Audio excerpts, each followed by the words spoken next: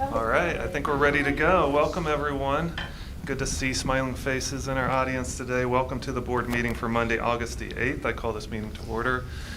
We took roll before. Should we take it again? Yes. All right, Mr. Bertram, would you mind calling the roll, please? Mr. Moore? Here. Mrs. Schreiber? Here. Ms. Novak? Here. Mrs. Mulligan? Here. Dr. Urso? Here. Would you mind standing for the Pledge of Allegiance? I pledge allegiance to the flag of the United States of America and to the republic for which it stands, one nation, under God, indivisible, with liberty and justice for all. Is there a motion to approve tonight's agenda? So moved. Just had one question about the agenda. We have item within consent, and honestly, it's been a while since I've asked for an item to be removed from consent so we could have further discussion about that particular item. This is the Butler County Career Development Contract. Since it's a larger amount that we're allocating, I was going to ask if, I don't know if this is the appropriate place. I was going to ask if this is the appropriate place to ask if we could have that removed from the consent, just to have some discussion about that position tonight. Do we need a motion to have that moved? I know in previous times we've had, we've removed, I can't remember the process. I'm where not we've done opposed that. to Yeah. removing it from consent agenda Randy for just further makes the discussion. adjustments on his computer. Okay. What's that in that? Oh, there's a person attached to that Oh. agenda? So how do we do this? Mr. Bertram, you're the secretary of the board. I am the secretary of the board. If it wanted removed, we certainly could do that with a motion and a second and a vote.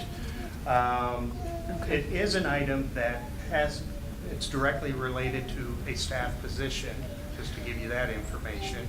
A change that we made from our staff to their staff. It's really nearly a $0 change, if that helps you. I know we're not in the discussion part of this. It does help. I mean, that does help. I still would like for us just to talk a little bit, just to get some detail on that position. I can certainly do that. Could we keep it in the consent agenda and then when we motion and approve, discuss it as it still is within the? We can do that, absolutely. Yeah, that's Or fair. is That's that- fair. I'll is go that there. amendable? Yeah, that's fine. All right, there was a motion and a second for the agenda. Mr. Bertram, I think we're ready for a vote. All right. Ms. Novak? Yes. Mrs. Mulligan? Yes. Dr. Urso? Yes. Mr. Moore? Yes. And Mrs. Schreiber? Yes. All right, public participation, nothing for this evening? Nothing. All right, that brings us to a special presentation, a graduate celebration. I'll allow our superintendent, Mr. Stiles, to take it from here. Thank you, Dr. Urso. We're going to invite a special friend up to the microphone. But as she is coming up, I would like to just introduce you to someone that we believe is very courageous and is a strong individual. And she has had the dream to earn her high school diploma. Years after high school and her experience was over with, she did return here to Middletown City School District to complete her last remaining requirement for graduation, to pass one portion of the Ohio graduation test. And she did do just that. So very proud of her, that accomplishment. She is here tonight to tell you more about her journey, her ups and her downs along the way, and what she has done to fight to make her dream come true of a better future for her family. So tonight, I am honored and awfully proud to be able to introduce you to Samantha Mary Christman.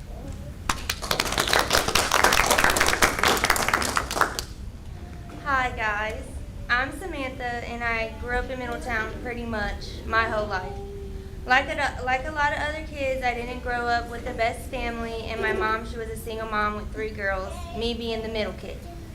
She did her best with what she was given as a child. It's a vicious cycle, broken people raising broken kids. My mom always tells me I'm going to be the one to break that cycle. I started struggling pretty early on. In middle school was the worst, my veil days. Skipping, smoking, not paying attention. With no one correcting me when high school came, I pretty much already had an I don't care attitude. When Belle suggested the freshman academy, looking back, whose bright idea was it to put all the struggling kids together? We had a lot of fun. From there, I went to the Success Academy where honestly I became a responsible young adult One teacher I'll never forget, Miss Bowman. I would say the only teacher I ever wanted to impress. She believed in me, she understood me, my family, my life, my hardships. I was helping my mom raise my niece that I now have legal custody of. My home life was chaos. I got up every day and showed up and gave 110%. I always knew I wanted more than what I was exposed to. I finished school a year early. I had all my credits and I was done. I was 17 and out of school. I got my first job, moved out of my mom's, hanging with older people, doing drugs. Part of me wished I would have stayed in school because when it was time for me to come back and take my math OGT so I could walk with the class of 2013, it was already too late in my eyes. I traded my captain gown for a heroin addiction, a 6-long-year addiction. So fast forward them 6 years, because we all know how that went. I spent a few months in jail, multiple run-ins with the law, 6 months in rehab, which really made me into the woman I am today. I made a decision to leave Middletown, to live in a sober living house in Cincinnati. I just knew I wasn't ever coming back, which was the best decision that I ever made. That's where I met my best friend, my boyfriend, my partner, and much more, Richard. The complete opposite from me and my background. With the greatest support system I ever had, I started accomplishing all my goals. Sobriety, my license at 26 years old, a factory job, our first apartment, got my first car, and a high school diploma was still never on my mind at this point. I didn't think it was an option. Then November 2020 came, and we welcomed our son, Richard Jr., aka Bubba. From that moment, I knew he would be the reason. I went back to my factory job feeling overworked and unappreciated, taking my 8-week-old baby to daycare. Working with kids has always been my dream job. I mean, they are literally our future. It's not about the money to me, it's the fulfillment and joy I'll get from helping just one child, being a role model I never had. One day, I got the courage to ask the woman what was the requirements to work here. The 2 things she said I didn't have: a clean record and a high school diploma. Good thing about my record is all my charges are petty misdemeanors, and once I'm done paying all my fines, which is a lot, I'll be able to get them expunged. She said she sees something special in me, which is crazy because a lot of people do, even when I don't see it myself. All I had to do was get my diploma. She would hire me on the spot and pay for all my training. So the same day, I reached out to Middletown City Schools, and to my surprise, Bill Miller was so ready to work with me after all these years. It was really happening. I'm going to get my diploma, work my dream job, and be a mom Bub can be proud of. And my mom's only child to graduate. This has to be one of the longest and stressful journeys ever. And honestly, the most disappointing one.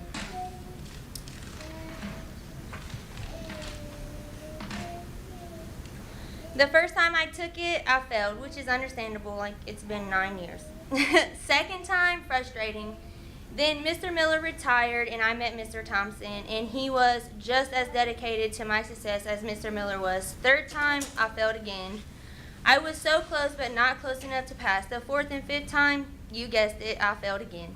And after a year and a half of disappointment, that hour-long drive there and back didn't seem worth it to me. Mr. Thompson didn't give up, and he wasn't letting me give up so easy. He studied with me, he encouraged me, but the biggest part was he believed in me, and that 6th time I passed. This is a lesson to me, my son, a lesson to everybody, no matter how impossible something seems. Never give up, because the day you give up might just be the day everything becomes possible. This is the end of this journey and the start of another. That same day, literally the same day, I called the daycare, and I am in the process of starting my new job. But I'm not going to stop there. I enrolled into college, getting my associate's degree in early childhood education. I am beyond proud of myself. My future is so bright. You know, I say a lot of things about Middletown, but it was only negative because I made it that way. But one thing I can say is the help and support I have gotten from Middletown City Schools has been amazing, literally life-changing. And I am truly thankful and proud to be a Middletown High School graduate. Thank you.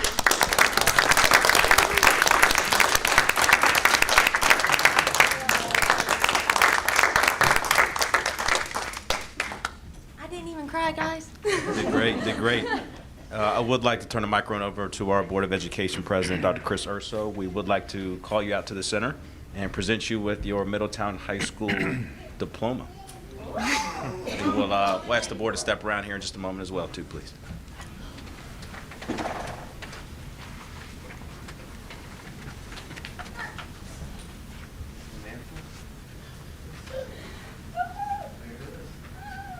I worked really hard for this, guys. Look at this. Look how cute. Thank you so much. Thank you. I worked hard. Thank you.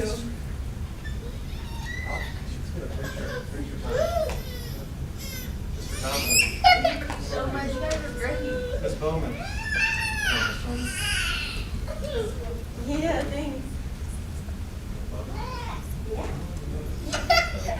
Let me get the star of the show,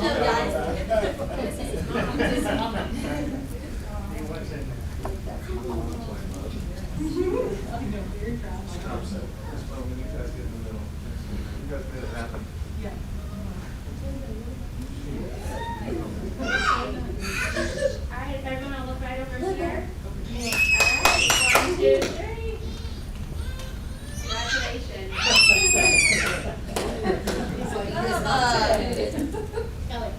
Lost his car. Fantastic. Yes.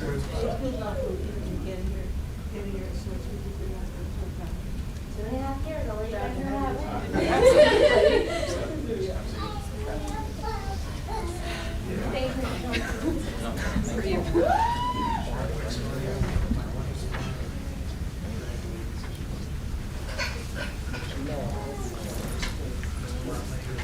I'm telling everybody.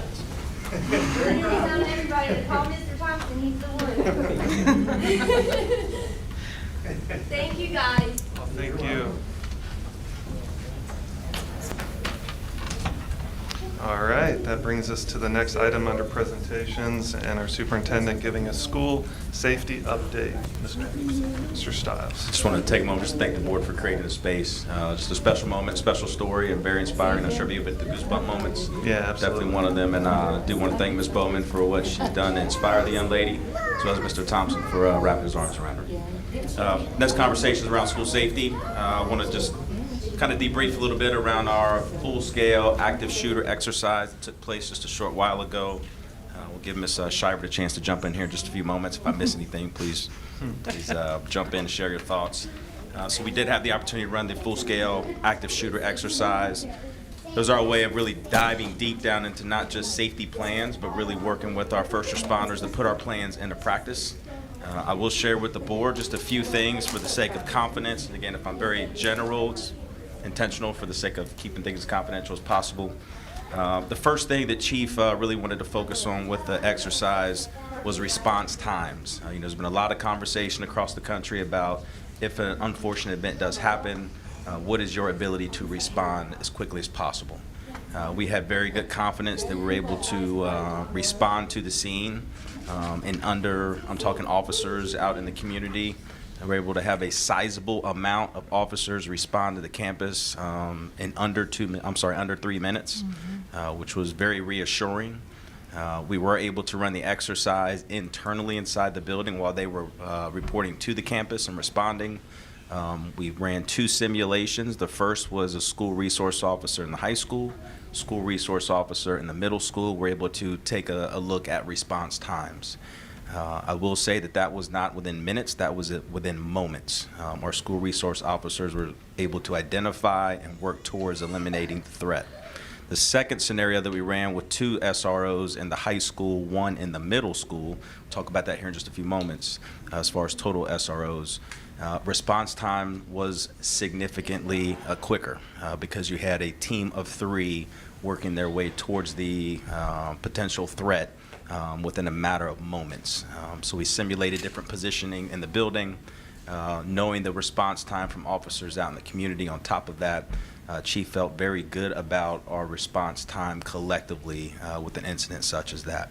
Obviously, ways that we can improve, things that we've talked about in the debrief session, but feel very good about the response time to give the board confidence. Greater confidence for the board and our community that should we increase the number of school resource officers at that campus, we'll talk about that here in a moment, but adding one additional at the high school, middle school campus for a total of 3 will give you a team of 3 armed officers' ability to respond to a potential incident literally within seconds. So that was the first takeaway that we had. We did simulate post-event once the threat was eliminated, and this was the lengthy part of the exercise. Again, credit the chief and his team. They did practice going from classroom to classroom to make sure the spaces were secure. They practiced going into classrooms to breach doors, and well, not knock them off, but open a door and try to breach the room and secure the location.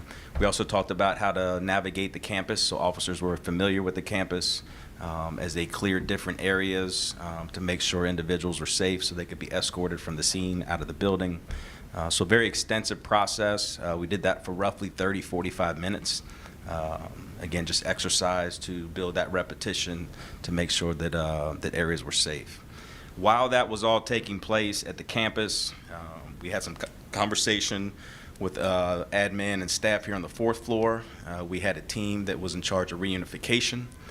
They were taken through some simulated exercises as far as events and incidents as part of the whole exercise.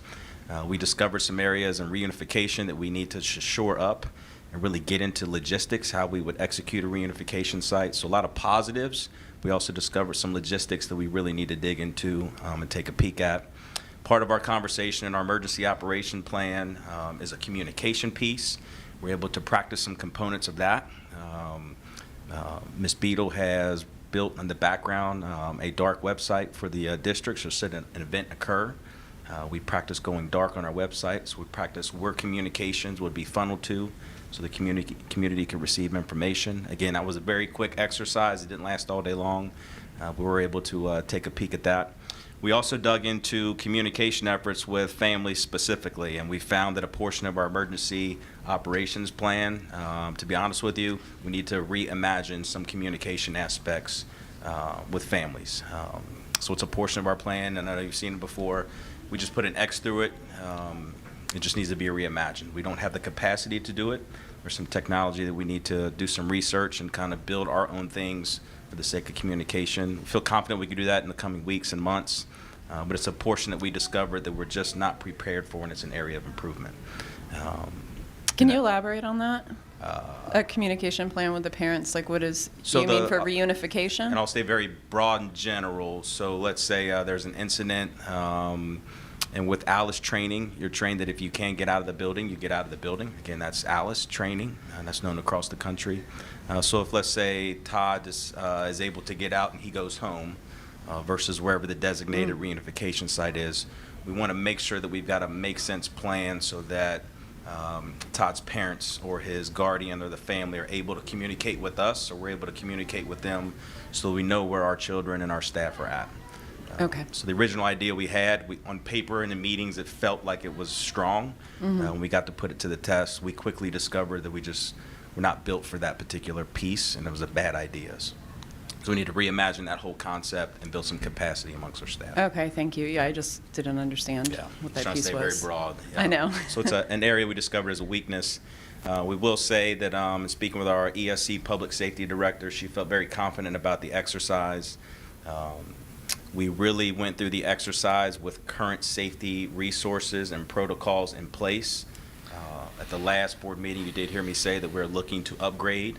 We've got some quotes and some other things in the making as far as security upgrades. So when that comes on board, it will be a different conversation, but we wanted to go real time with what was already in place.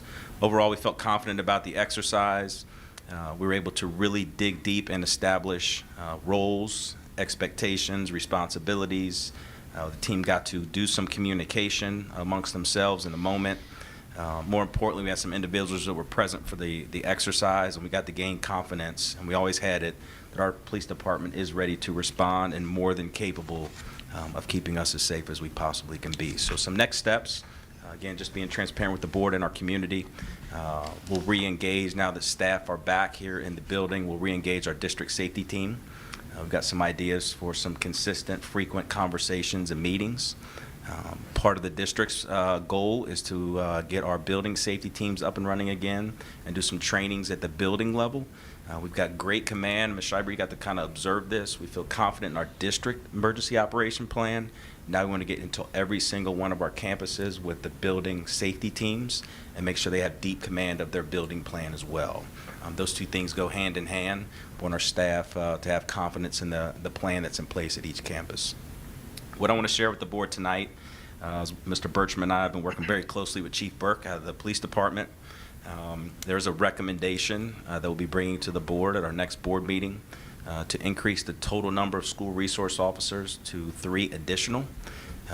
Those positions, as I shared before, just kind of reiterate kind of the thinking around those positions. These will be 3 full-time school resource officers, different than our current total, as they are with us during the school calendar year. These 3 full-time positions will be with us all the time, year-round.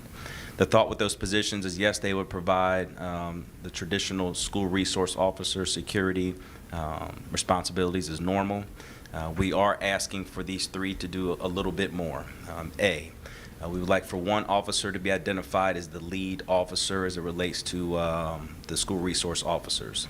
That individual, being full-time also, would be working very closely with Eric Sotzing and myself to really take a look at all district and building emergency operation plans.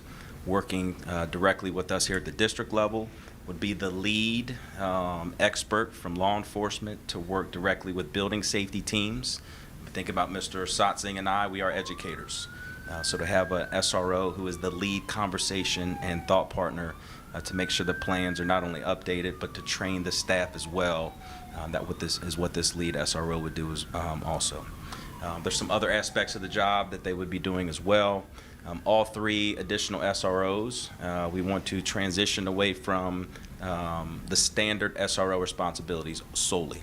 With them being full-time, we have a vision of these 3 making sure that they establish some very strong relationships with our children, running some groups during the school day, providing some mental health supports for our children during the school day, providing some mentorship with student groups during the school day, as well as some after-school programming, depending on their skill sets and passion, but staying connected to children during breaks, during summer.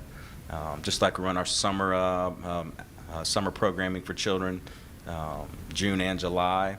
The expectation is these 3 officers, given that they're still being fully paid for by the district, they will provide some summer offerings over the course of those 2 months as well. Again, just focusing on the whole child, strengthening their social emotional state, and just relationship building through mentorships and different activities.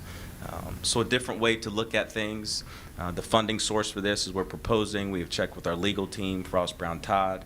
Funding source would be for ESSER 3 funds. We can talk about that as we get to the contract next time. The proposal, just to front load your thinking, the proposal would be for the first year, maybe 2, to have it funded out of ESSER. Our goal is to collaborate deeply with the SROs and the Middletown Police Department and our first responders to seek safety grant funding specific for the SROs. And there's some other funds that we're seeking, like resources and software and cameras and things of that nature. But there are some federal and state grants that are available for school resource officers specifically. There are several grants. If we were to add and fund through ESSER, we would have some additional grants we'd be able to apply for that are for what they call retention of services. Not for new services, but if you have services in place, you can apply for grants to retain those. So it would give us a wider range of safety grants to be eligible for. So the goal is to try to find a way through grant funding to potentially have the 6 total, if we add 3 additional, have those 6 funded through grants outside of ESSER funding. So we're collaborating with Chief Burke right now, Mr. Bertram and I, working on a final contract. We feel very confident that we should be prepared for the August 22nd board meeting to bring that to the board for consideration. So tonight's just a general update for you. We feel very confident about where we're at We have a lot that we are moving. We've taken some time to reach out to our union officials to invite them to conversations or to be present for the activity, the full-scale exercise. We're going to work with communicating out to buildings.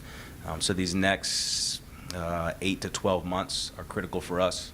Our goal is to make sure that we are present in buildings, engaging our building safety teams, and moving that top priority right away once, obviously, we welcome our children back. So, again, just an update for board, update for our community. Want to pause, see if the board had any questions Thanks for regarding the the topics. update. Sure. I remember we had done a safety audit a few years ago, and that had come up as well, having that proactive approach.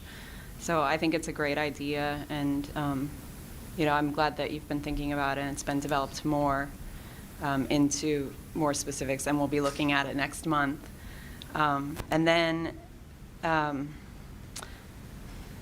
back to me, because there was something else, but I don't remember. I want to highlight, Ms. Novak, you're mentioning in 2018 we did a vulnerability assessment in the district. We work with the Department of Homeland Security and major first responding agencies.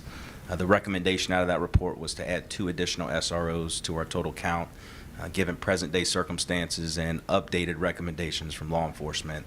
The recommendation will shift to 3. Okay. That's an appropriate number, and Chief Burke has confirmed that. Okay, thanks for the clarification. The other question I had was about funding. The ESSER funds are temporary, grant funds might be temporary. Is it possible, since we are including mental health supports and other services, that we could cover it using title funds? Do not have that answer. It'd be something we have to look into, but my early indication would be it would not be appropriate. Okay. Thank you. Sure.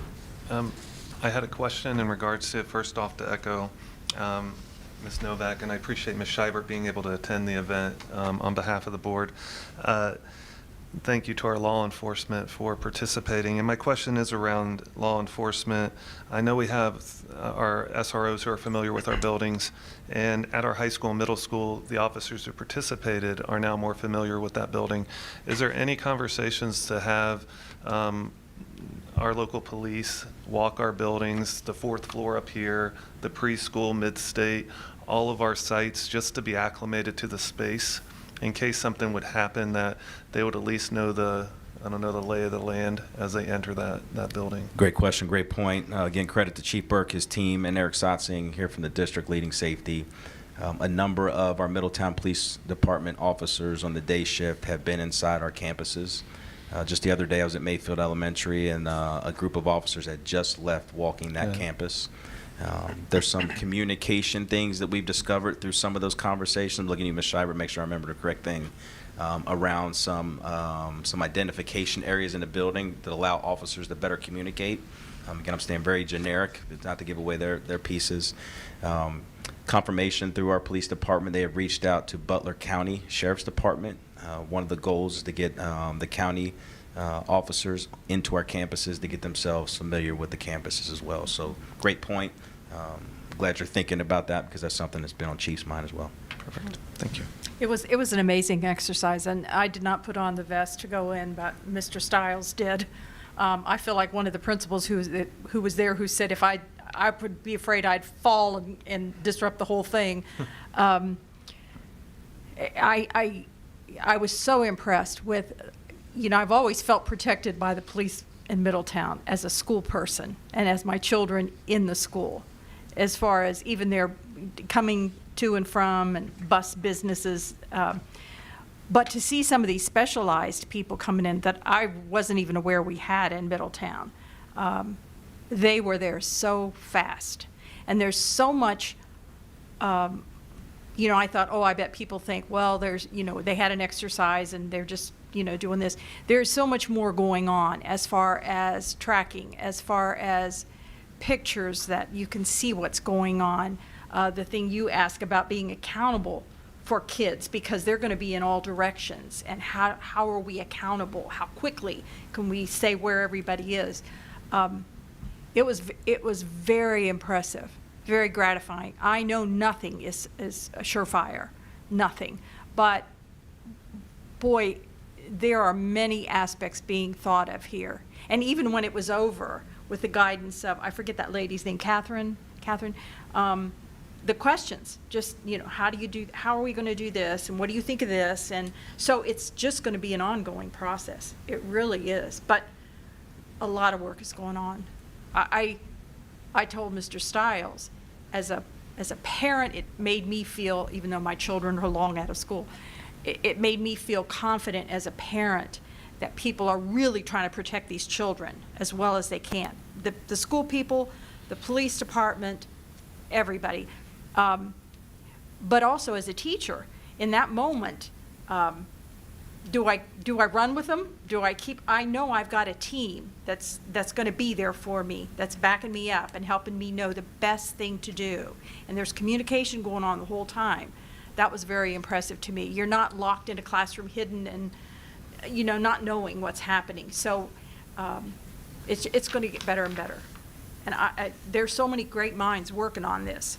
I was just so impressed with the questions that were asked and the ideas and all that kind of stuff. The depth that everybody is going to. Yeah, it's very reassuring. I think the pressing piece, again, just to keep the board's attention on that, is the recommendation we bring back at the next board meeting for 3 additional school resource officers, leveraging the ESSER funds. So if you have any questions in the meantime, feel free to give me a call or contact me. Happy to share some details. We'll be finalizing that contract and have that ready for the 22nd. We'll be working with that specifically with Chief Burke and the police department. Did you say 3 additional or just 1 additional to make it 3? Be a total of 3 additional. Okay. Yep, 3 additional full-time. Okay. Yep. So we'll be working with Chief and the lead officer that we identified to talk about schedules, placements, things of that nature. Yeah. Okay. And Thank of you. course, the additions to the job description will be ironed out by then. They'll be ironed out, but that'll be kind of Chief Burke's direction, so to say. Again, trying to respect the union agreement that they have with the police department. But he has been with us every step of the way. We had a meeting this afternoon to dig a little bit deeper. He brought a team up with him, and there was a team here at our district to keep conversation going. Thank you. All right, are we ready to move on to the consent agenda? I know, Mr. Moore, you had a question regarding one item within it. Is there a motion to approve tonight's consent agenda? So moved. In a second, please. Second. All right, Mr. Moore, did you want to pose a question regarding Sure. that? Want a clarification regarding the county contract? Yeah. Just as background, I didn't really have a whole lot in terms of what this position was. Since it's a sizable amount that we're approving in the range of administrative type salary, I wondered if you could just provide some details. I know in our earlier exchange you talked about basically it's replacing, but if you just clarify that in some way, that was just some clarification on the position itself. Is this the Butler Tech one? The Butler Tech position, yes. This is the career coordinator, I believe. Okay. Green light came on. So this is a position that we're leveraging ESSER 3 funds with in partnership with Butler Tech for career development for K-12 coordinator specifically. As you know, this is specifically related to our Passport to Tomorrow initiative and our strategic vision. From an internal standpoint, this year we are implementing in grades K through 5 Passport to Tomorrow with an elementary special. All K-5 students once a week will go into a Passport to Tomorrow course. In that course, the 6 badges that the board has adopted and the 32 skill sets associated with those will be the feature in the actual Passport to Tomorrow course. So this is a systemic move from our angle as a district to begin implementing our district vision. The plan this school year is to start to imagine what the 6-12 experience will be systemically as a build off of our K-5 implementation. As we think specifically about this, the additional layer that's connected to not just the skill sets is also the experience that our children will have with any Passport to Tomorrow endorsing agency. To date, we have a total of 31 different endorsements across higher education, philanthropic groups, as well as our local business community here in the city of Middletown and just a little bit on the outskirts. The idea is that our endorsers come into the space, the educational space, as well as our children going out into those agencies to not only experience ways to develop the skill sets, but also explore different career cluster experiences as it relates to their particular career field. As we think about that quick 90-second nutshell overview from the strategic vision, we felt internally as superintendent's office that it was critical that from a systemic lens, we were not only able to implement, but we were able to scale and sustain the implementation, not just the early phase. So the idea here with the coordinator is we wanted to make sure we had someone that had expertise. We collaborated with Butler Tech, who does focus on career tech. And it is their bread and butter. They are CTE minded, and they are one of the best in the business when it comes to students discovering their career passions. So we went to the experts, helped dream the position up, and this is an administrative position that will help partner with me as far as not just creating the endorsements, but working with the endorsers around the types of experiences they can offer our children in their agencies, but also to leverage their human capital to come inside of our school buildings to provide those career experiences for the children, as well as associate the learning with the skill sets connected to the Passport to Tomorrow badges.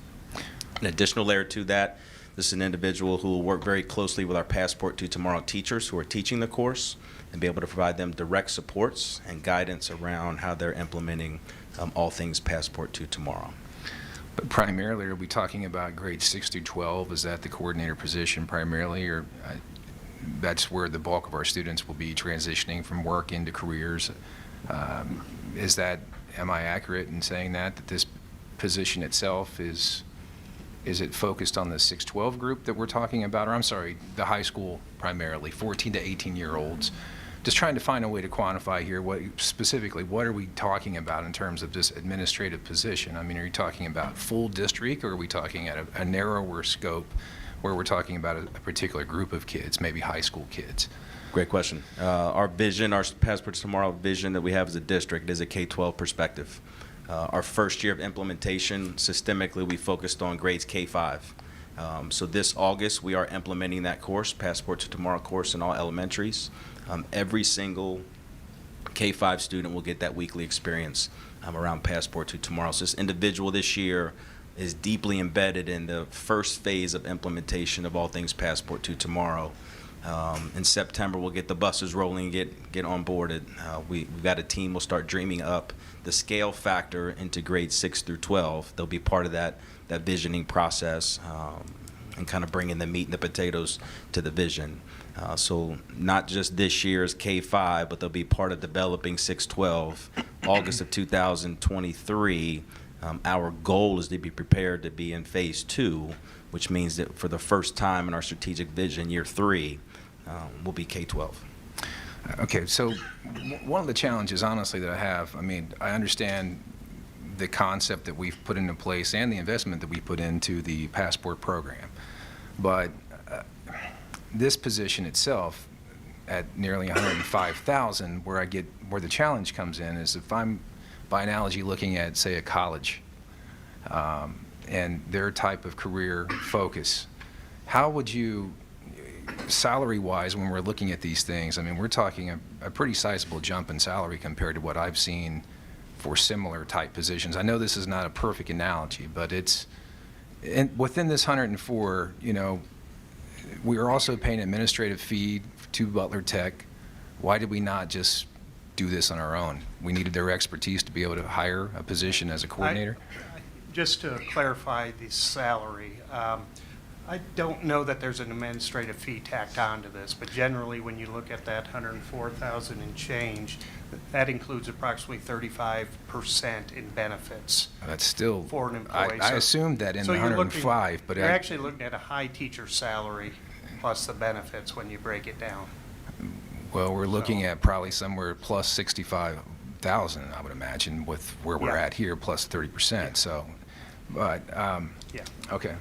Mr. Moore, if I just share a little bit about the ESSER piece, just to bring a reminder back to the board.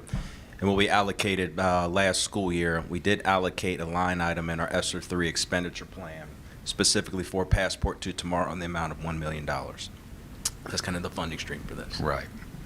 Can you tell me a little bit more about the structure? So you're saying that each of the elementary schools will have, or actually if it's one day a week, would each school have their own Passport to Tomorrow class teacher, or would that be shared between schools? And then I know when we talked about it, we talked about embedding in the classroom. So how would that communication happen with the teachers in the schools about embedding those? I'll keep talking so you can clear your throat. Take your time, Marla. So that those 32 skill sets that we identified will be embedded and not just siloed in a once-a-week course. So if you recall, about 5 years ago, we had a technology class, and kids were typing. And they were doing Yeah, I remember that well. math fluency, right? And we transitioned. A tickle's coming back. Excuse me. We transitioned away from that to a coding class specifically for computer science. With our new strategic vision, we felt it was not in our best interest for our children to isolate into one specific career path, being computer science.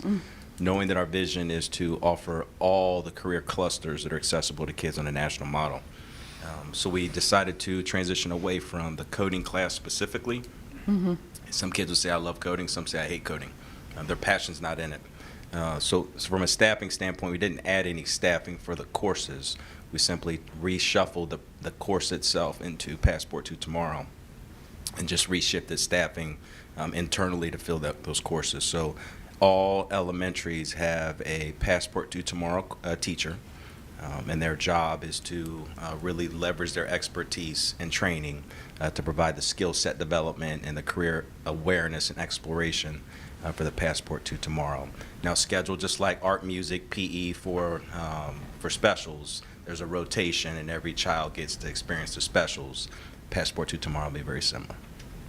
Okay. Okay, thank you.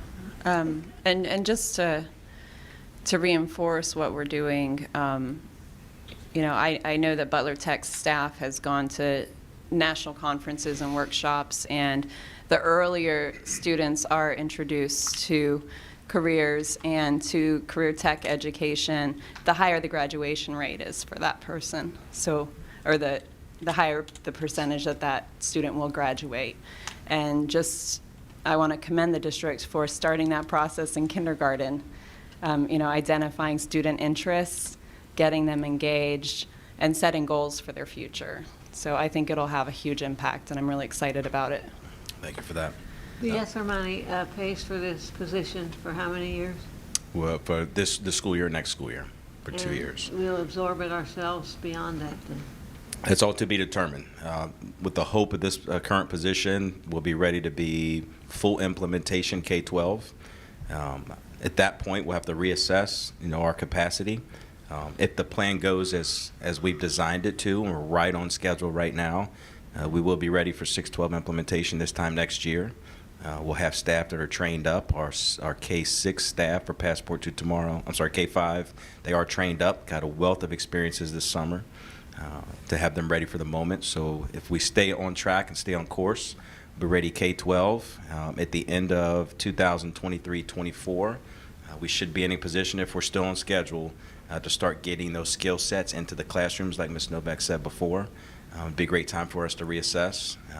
So is this a long-term position? All to be determined, but if our capacity is there after a 24-month period, and again, this is an assumption or a prediction, if we can predict that we're on schedule, we should be in a good position to be able to consider either phasing the position out or making a determination should it continue. Right. I mean, I guess there's a possibility that once the teachers are all up to speed on this, then that job isn't necessary anymore. Correct. I think later on it might be advantageous as well for Butler Tech to have somebody with this skill set and that has been through this pilot program to help other school districts in Butler County to do the same thing and to support the schools in this way. I know Butler Tech has hired some career coaches. They've made some shifts in their staffing model as well. I don't know what those supports will directly look like for us as participating districts, partner districts with Butler Tech. So they are shifting and building their capacity as well. I know Superintendent Graff is one of the most creative minds in the area. He is excited about the idea of career tech, a version of it being in the elementary setting. So he jumped on board very, very quickly.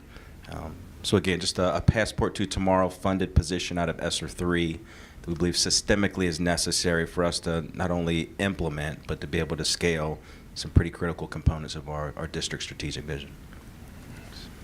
to clarify, this contract's for 1 year. This gets us through year 1, correct? And, Yes, so this is yes. yep, okay.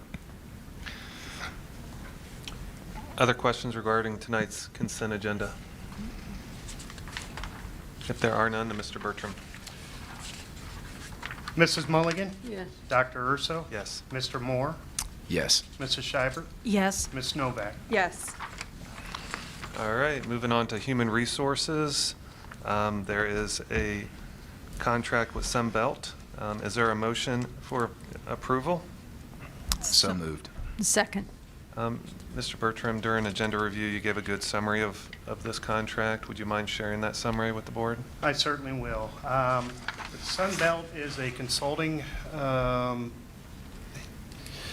hiring agency out of the Tampa area, I believe, in Florida. And as we had mentioned earlier, when we talked about the Warren County contract, some of the expenses in there, we had included for them to try and find us 2 psychologists for this school year. Meanwhile, Mr. Edwards put a lot of feelers out wherever he did, and this agency happened to see one of those, and they happened to have an individual that lived very close to the district. In fact, she lived so close that she's in the district, ironically. Anyhow, so they got a hold of Mr. Edwards, and he certainly did his due process and interviewed this individual. And once I saw the contract, I gulped real hard, and it was just as expensive as was Warren County's ESC psychologist contract for $140,000 for the year. So after talking with Mr. Edwards and Mrs. Miller, this was an employee that we thought we would like to have permanently.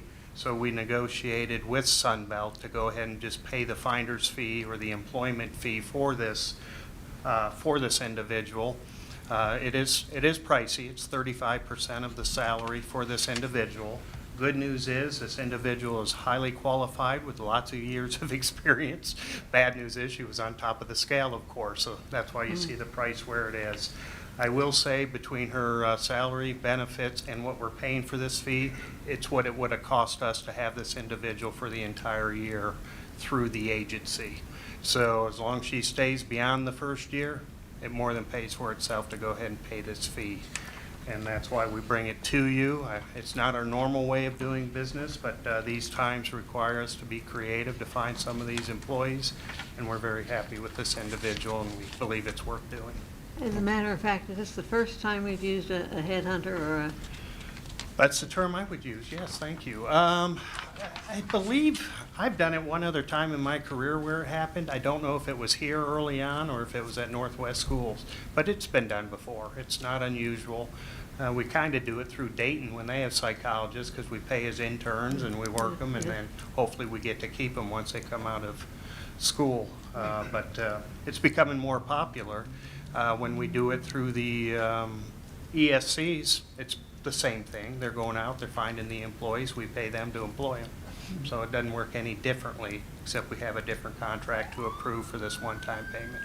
And I will say that they do guarantee if the employee would leave early, that they would refund some of the money back to us in the event that would happen, or they would do due diligence and try to find us another employee. I don't know what the odds of that are, finding somebody in the area using a Tampa agency. Well, some of the advantage of using the ESC as well, though, is that we can hire them through the ESC on a trial basis. Yes. So in this case, you know, we are taking a chance that, There is more risk. yeah, there's more risk. Yeah, I agree. But I think it's important to be creative. And I will say, you know, I was able to talk to her as well, and she comes with 17 years' experience in a school district out of Arizona. Family reasons, she relocated to Ohio. She's got her doctorate, highly educated, highly intelligent, so it seems like her background's very strong, and she's got a good work ethic. Any other questions? Thank you. Then Mr. Bertram. Dr. Urso? Yes. Mr. Moore? Yes. Mrs. Scheibert? Yes. Ms. Novak? Yes. Mrs. Mulligan? Yes. The next agenda item under curriculum and instruction appears to be just informational. It's a resolution for participation in CCIP, state and federal assistance programs. I just looked at this, and I think we should go ahead and get a motion in a second, since there's a resolution to accept it. Okay. We just might have entered it incorrectly on the agenda. As such, is there a motion for approval for said resolution for Aye. participation in CCIP, state and federal assistance programs? I know we're calling for a motion. Actually had a question. I know typically we call for a motion in a second. That's always struck me a little odd, because most boards, we would have discussion prior to a motion and discussion, but we do it differently here on the board. But my question really is, have we done a resolution for CC? What is different about this one? I don't recall us ever having a resolution for CCIP. Is this a new requirement that we're meeting, or? It's a federal requirement for the resolution to keep us compliant for all things CCIP related. And is it a new requirement? Because I don't recall us ever doing it before. No, we've done it annually. Really? Yeah. Okay. Not Well, I always- stand corrected, so. Yeah, not always on time, but we've done it annually. Okay. The CCIP year starts 1st of July, so Okay. Yeah, and the only other reason I asked that was within the language itself, it designated the superintendent to, I just don't recall us adopting the resolution. Otherwise, I have no particular issue with the resolution itself, but. yeah. I'll make a motion. And I'll second. Thank you. Any questions? I know I that- would like an explanation. There we go. Well, the CCIP, as you know, is our federal programs, and it's where we get our title funding, our IDEA funding. I want to say we're between 10, 11, maybe $12 million in federal funds, and this is just a requirement of them that we bring it to the board on an annual basis to accept the funds and accept the terms of the funds, which if you ever saw a CCIP application and the amount of work we have to put into those, it's quite intensive. Okay. Maybe we put this in consent agenda before. I don't, Yeah, that could be. That could Okay. be, yeah. because I it sounds know- like it's just an annual It is. contract that we approve. Yeah. And it's something that we could even consider putting in the organizational meeting for the upcoming fiscal year. Maybe that'd be an easier way for us to do it. Think it These through it. initials, I think it's part of it stands for Continuous Improvement Plan. Yes. Okay, what's the other C for?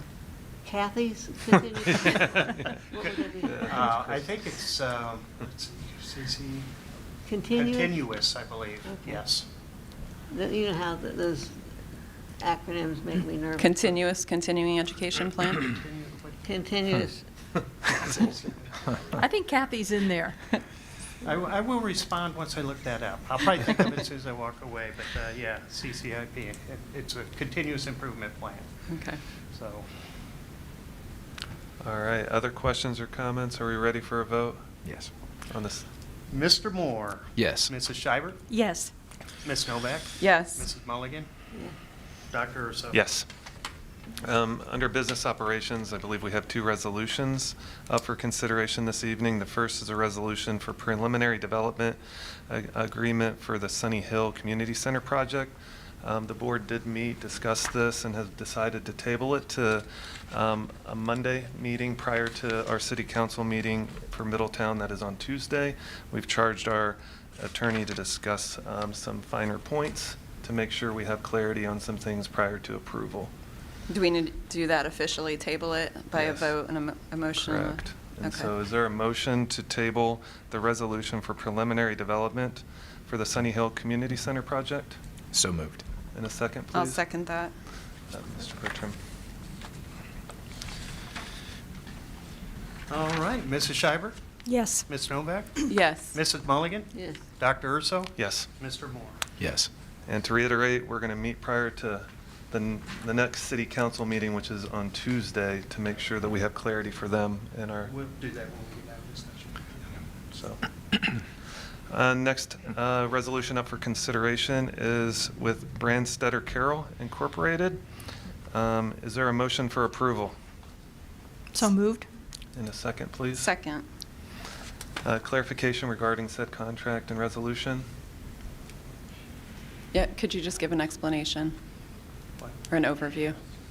No. we'll go ahead and pass this one. Yeah. Yeah, the contract, it's actually a contract through the city. City will be the fiscal agent for the community center project. And we've been very clear that any expenses related to this project, any significant expenses would come through the Board of Education. So obviously, since we're about 50% of the project, this is a lion's share. And the contract is with Brent Stetter Carroll, Inc., and it's 8% of the cost of the project, which is approximately $640,000 to be the architect for the project. Generally, 8% is the cost for new construction. There may be some renovations going into the existing Sunny Hill, and you could look at 10, 11, or 12% on those items. So we're real happy, when I say we, the committee, the city, and the district's real happy that they're only charging 8% for the entire project. So this is just pretty much your blessing to say, hey, we agree with the contract, and we would like the city to approve it as well. Thank you. Just a comment, I know Brandstetter has been working with the city and the district for a period of time without a contract, in good faith, and doing a lot of work and insight to the project. And even prior to that, they, in I think the late 90s, actually did work on that site, so they're extremely familiar with the space, and they seem to have a good grasp of what we need in Middletown to really transition that property. Thank you. Questions or comments regarding prior to a vote? There are none. Then Mr. Bertram. Ms. Novak? Yes. Mrs. Mulligan? Yes. Dr. Urso? Yes. Mr. Moore? Yes. Mrs. Schreiber? Yes. Motion passes. That brings us to Board of Education reports and activity. Mr. Moore, anything to report this evening? I do. I have to apologize. The young lady's name tonight, I got caught up listening to the story and moved emotionally by the Samantha. story. Samantha Chrisman. Samantha, I apologize, Samantha, but what a wonderful story. Just want to say congratulations to her and her family, and to Mr. Thompson and Miss Bowman. I mean, what a story. Certainly moved my heart, and I wish her great success moving forward. Really proud to hear the work and commitment that was done on behalf of the district. It makes a lasting impact, truly changes someone's life, and just really proud of the work that was done there. It makes me feel really proud to be a part of what we do here within the school district. Also wanted to say to Marlon and Chief Burke and all those who were involved in the safety exercise, I wanted to come, had some other issues that stopped me, but I was close to the high school and I got to watch from afar. And it was it was a significant exercise that took place out there, and I was really, just from watching from afar, how the building was under control at that time, and just seeing that, I feel very confident in the direction that we're going in the safety plan. And just wanted to say that I really appreciate all the work in this current environment. I think it's what we should be doing, and it's a very timely issue, and I think we're on top of it. So I appreciate the work that went into that. That's all I have this evening. Thank you, Mr. Moore. And I spoke before about the same thing. It's very impressive what all the teachers and principals and Mr. Stiles and Eric Saltzing and Chief Burke and all those people have done with this and continue to do. It's not going to ever be finished. It's going to be totally always in motion. We learn more every day. So thank everybody for their efforts in that. Thank you. I want to welcome back our staff and our students this week. I know my kids are excited. Not really, but Claire's not at all. yeah, but welcome back, everyone. I hope everyone has a great 2022-23 school year. I also want to congratulate Samantha, who came this evening, and thank her for sharing her story with us. It's a unique story. It's inspirational. It really talks about that spirit, I think, that a lot of people have here to persevere, but not everybody makes it. And she definitely needs to be proud of herself, and our staff needs to be proud of themselves too, because there's a lot of trauma and there's a lot of experiences that our students are coming to school with, and they make a difference in people's lives. And I think Samantha's story just showed one way that our staff and administration has made a big difference in someone's life. Thank you, Ms. Beck. Ms. Milligan? Yes, so similar thoughts about our graduate tonight. And thanks to the wisdom of the people who decided that she deserved a special recognition. It gives us a chance to let her inspire other people. So that was a smart move. I've been thinking about, I guess we're having inflation now, and next we're going to have a recession and all these things coming up. And, you know, our expenses are going up. Supplies are more expensive. We're paying for people to find employees who are scarce. There just seems to be so many things going on that are going to impact our budget. And I'm wondering, how secure are we in our 5-year forecast? Were you able to factor any of those things? I don't remember talking about inflation and recession when we were doing the 5-year. Even back in November, certainly not. In May for the final one, I don't remember those. We did. I did build in some increases for inflationary purposes, 5%, not 9.1%. You know, the high 8 numbers and low 9s we've been having, and you know, we've certainly been talking about it as a team when we meet on Monday mornings. That we do have concerns moving forward. We still don't know how the state's going to react to the increase in cost. Could that affect our funding over the next biennium, next couple bienniums? There's a lot of unknowns out there. As far as having the carryover balances, we're in good shape. I mean, we're in good shape 3, 4, 5 years, but it depends how much we want to stretch. By stretching, there's going to be some cutbacks that are going to need to take place. But again, kind of waiting for the biennium budget next year to see how that pans out. If that pans out as well as it did this last biennium budget, we're in a pretty good place to handle the inflation. But it's still going to soften our forecast that we're not going to be able to, you know, look ahead as far as we would have otherwise. Right. Certainly concerns, absolutely. And another variable there is the ESSER money and that we've been able to use that's going to end. Yeah. So all those seem to be like a perfect storm for our budget forecasting to be not as valid as we'd like. You know, we're in a good place because we have a positive carryover throughout the forecast. That may change depending how I model the forecast for the November forecast that I'll submit to you. But until then, you know, I would say, you know, we've got at least 4 years hanging out there that we're in strong financial shape, but we still have to look at what's happening now and react to it accordingly.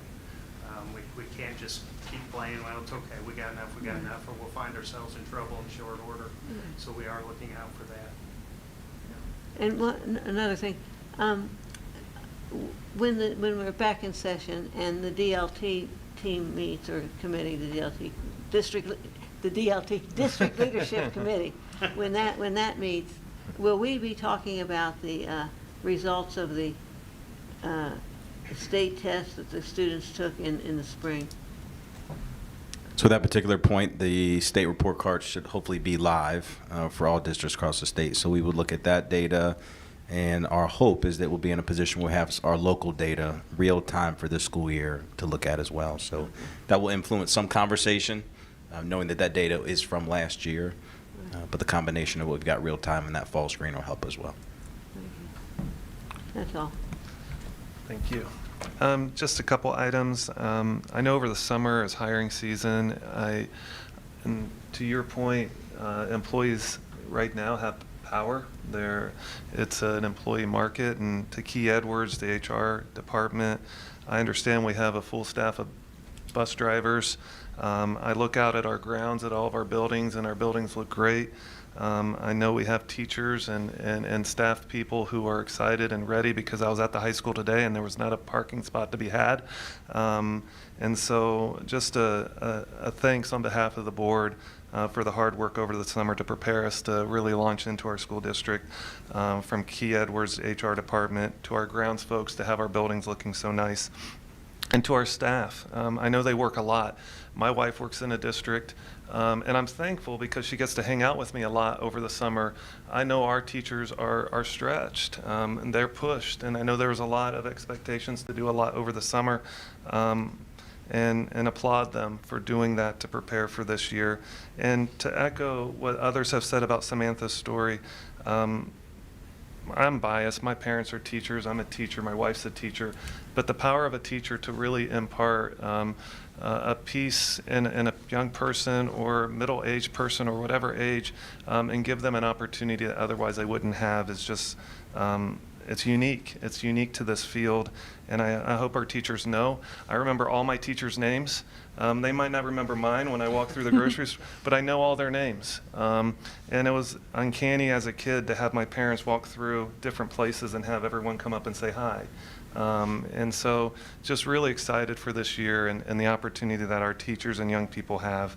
And one last piece, I'll hush. Two last pieces. I want to thank Eric. I've been over at the high school, and the restrooms. I was sitting during a scrimmage for soccer, and everyone around was like, "Oh yeah, those restrooms over there, those are nice," and positive comments about that space that we now have adjacent to our athletic field. And I know a lot of work went into that to get the garage doors and everything up and running prior to the year, and just good wishes to our athletes and our music department. I know they work hard over the summer to get ready for the fall season. I hope them good health and success on the field, and that they really do play and have fun and enjoy that time, because it goes fast. So that's it. All right, before I talk about Samantha, is there a time next Monday that works for everybody that we can go ahead and get this announcement out and be ready for it? I know It'll be a short early. meeting. Is it early good? I'm going to be flexible for Monday, so whatever works best for everyone else. Earlier the better for me, but I'll try to accommodate schedules. I have a meeting that day that's beginning back to my job, but if we do it early, I mean, I can, if it's, I mean, we can do the evening like no, this. I mean, or we I could can make do- it early if, as long as it's early. Yeah. I mean, I can't come like Is it? Make it What's early for 7:30, you? 8 o'clock. Yeah, that's fine for me. What time? 7:30, 8 o'clock. Oh, in the Is morning? that- Uh-huh. Or I can come in the evening. It doesn't matter. It's up to you guys. I'm at work by 7:30. Ms. Mulligan, do you have a 7:15. preference? Well, it's early, but I can do You it. can manage that. Anyone opposed to 8 o'clock next Monday? Is 7:30 better for you? No, I can, 8 o'clock will work. 8 o'clock? Mhm. 8 o'clock? Can I throw a curveball in the conversation? Oh, I knew I saw that face. Oh, It's our first day back with all kids on campus. So Yeah. our first full day of school. I wanted to invite the board to join us in some fanfare welcomes with our kids coming back to You're school first That'd thing be in the great. morning. So to throw a curveball in the conversation, any possibility that we could start at maybe like 9:45, 10 o'clock? That we could welcome some elementary students to the Or building as well? Anita. Well, actually, I Or can't answer later. for you. I thought you were back to work. If you let me check, I mean, you know. do we have to I'm- do it here? Well, we can meet at a building. It doesn't, why don't, let's just put down like 9:45. Let me check. I think it's workable. I think it's workable. Okay. Not quite as early. There we go. Does that work for you, Todd? I know you enjoy seeing the kids. more time for coffee. Start the school Oh, year. that'll be exciting. Oh, yeah. I would love That's to great. do Try that. to throw the curveball. Yeah. Yeah. So we're going to put down 9:40. 9:45. Yeah. They'll have no idea who we are. You know, we'll just be the old people out front. Just encourage you to wear your crazy socks. Okay. All right, and we'll get that, well, we're going to check with you. Once you get back to me, I'll put an announcement I'll out. call you, or School I'll starts call at you first thing in the 8:45? morning. Or Or even text. tonight, At maybe I can some of the email you. schools. Yeah, Or text you. Let me know. Yeah. Okay, School starts at 8:45? I said the same thing this morning. Yes. 8:45. So are we good? Oh, so we'll Apologies. meet at Another curveball? 8:45? Wait, we're meeting at 8:45? Actually, I threw you a change up. It was the wrong pitch to throw in that moment. 8:45 is when we can be done with our fanfares. Okay. I said the same mistake this morning. I don't know why my clock's off. So let's 8:45 say would have been, 9, because we have time to. We'll say 9 We're all going to be o'clock. at different buildings. 9 o'clock. We'll be at different buildings? Okay. Yeah. 9 o'clock. At least the admin team Now, will be. okay, 9 o'clock is when Okay. we're meeting. When Yeah. are we going to the schools? Tell me that. And we'll Prior to decide that. where. I can reach out to you about schedules. Okay, thanks. 6:45 a.m.? Yeah. Wait, where are we meeting High now? school. He's We're gonna- meeting here. We'll decide. We'll let you Okay. know.